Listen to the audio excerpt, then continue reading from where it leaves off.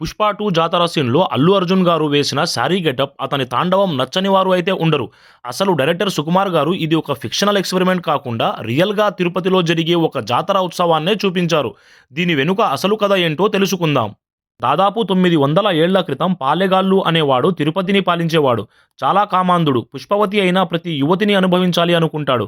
తిరుపతి పక్కన ఆవిలాల అనే గ్రామంలో గంగమ్మ అనే ఒక యువతిపై పాలెగాడి కన్ను పడింది. గంగమ్మ ఈ పాలెగాడి ఆగడాలు అరికట్టాలని, వాడిని చంపాలని ప్రతిజ్ఞ చేస్తుంది. జ్యోతిష్యులతో తన ఆయుష్షు వారం రోజుల్లో తీరబోతుంది అని తెలుసుకున్న పాలెగాడు భయంతో దాక్కుంటాడు. వారం రోజుల్లో పాలెగాడిని చంపాలని రోజు ఒక వేషం మారుస్తూ దాక్కున్న పాలెగాడు రోషంతో బయటికి రావాలని గంగమ్మ బూతులు మాట్లాడుతూ తిరిగేది.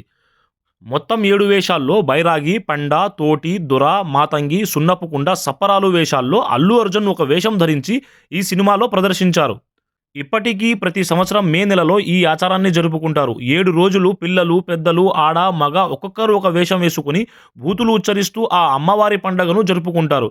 బూతులు ఎందుకంటే ఆ తల్లి ముందర వేదాలు చదివే జ్ఞాని అయినా, ఏమి రాని బూతులు తిట్టే అజ్ఞాని అయినా నా ముందు ఒకటే అని కూడా ఒక అభిప్రాయం. డైరెక్టర్ సుకుమార్ గారు, మ్యూజిక్ డైరెక్టర్ దేవిశ్రీ ప్రసాద్ గారి కష్టానికి అల్లు అర్జున్ గారు తమ పర్ఫార్మెన్స్‌తో తగిన ప్రతిఫలం ఇచ్చాడు అనుకోండి. అల్లు అర్జున్ గారు ఈ సినిమాలో ఏ వేషం వేశారో తెలిస్తే కామెంట్ చేయండి. ఈ కథ గురించి మీకు ఏమైనా తెలిసి ఉంటే కామెంట్ చేయండి.